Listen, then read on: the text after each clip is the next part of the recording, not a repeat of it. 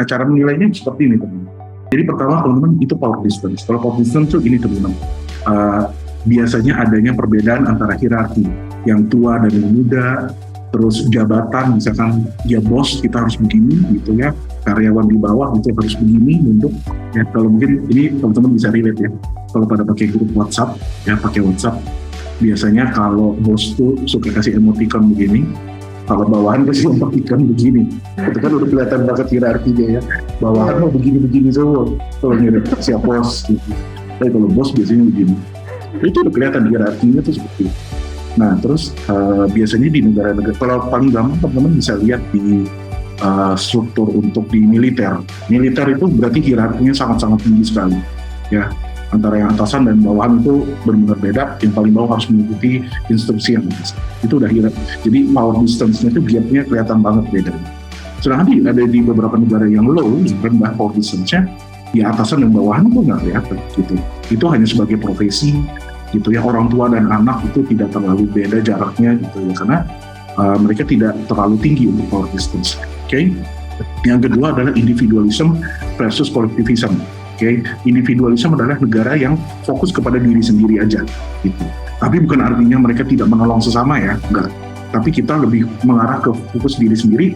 Apabila yang lain mau minta bantuan baru kita bantu. Kalau enggak ya mereka cuek gitu. Biasanya negara yang lebih cuek ya. Tentunya negara kita udah tahu dong ya, collectivism berarti kita negaranya kepo, pengen tahu ya, yang kadang-kadang yang kecelakaan yang satu orang yang nolongin 20 orang gitu ya, gitu kan. Udah negara kita banget tuh yang selalu bikin macet gitu ya. Padahal sebenarnya ya cukup aja 2-3 orang. Kalau teman-teman lihat di negara Jerman tuh individualisme tinggi. Kalau misalkan mereka ada kecelakaan ya, dan ambulans mau lewat, itu mobilnya nyingkir semua gini gitu. Itu kasih kebuka jalan. Itu jadi ambulansnya langsung bisa ke sana. Jadi mereka percaya udah ambulansnya aja yang ngurus gitu. Itu kan tugasnya mereka, itu tugasnya dia. Kita tinggal kasih jalan. Kalau di Indo kan enggak. Jalannya mulai pelan ke kiri, buka handphone story, gitu kan? Nah, itu negara kita biasa collectivism, share ini, share itu. Nah itu biasa kelihatannya gitu. Terus berikutnya adalah masculinity versus femininity. Ini nggak ada berhubungan dengan gender ya. Tapi masculinity ini negara yang biasanya orang-orangnya itu lebih haus akan kekuasaan, goals. Saya hidup harus begini, profesi kerjaan harus begini. Nah mereka ngejarnya di situ.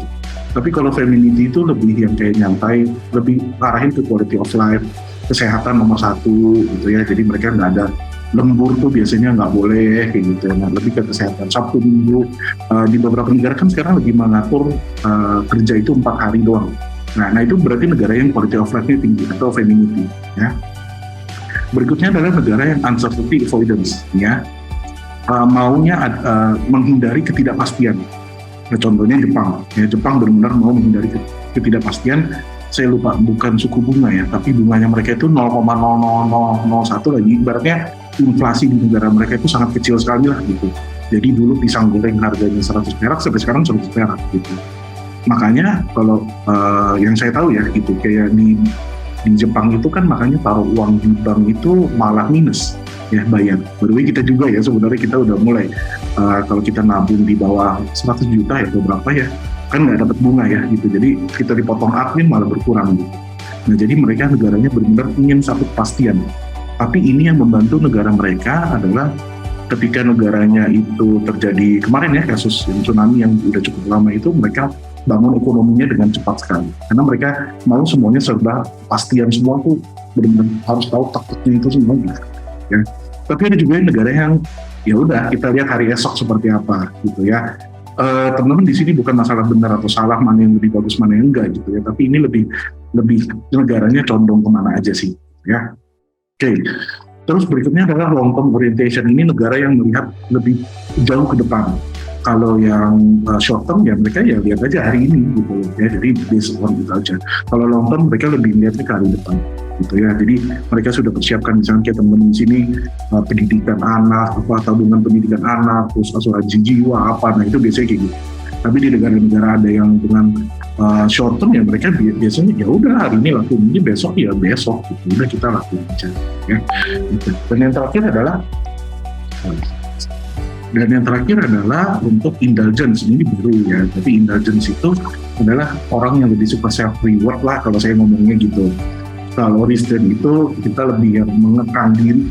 Jadi kayak udah jangan beli, jangan self reward ini, jangan ini. Walaupun sekarang agak mulai shifting sih, udah mulai dulu ya. Gitu. Dan tentunya Indonesia kita restraintnya gitu ya.